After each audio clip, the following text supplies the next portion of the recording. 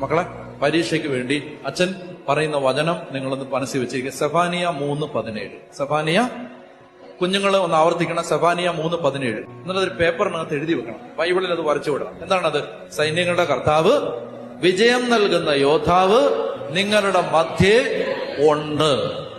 ആ വചനം പറഞ്ഞിട്ട് പരീക്ഷയ്ക്ക് പൊക്കും കേട്ടോ. പഠിച്ചോണം. പഠിച്ചു കഴിഞ്ഞിട്ട് ഈ വചനം പറഞ്ഞിട്ട് പൊക്കോ.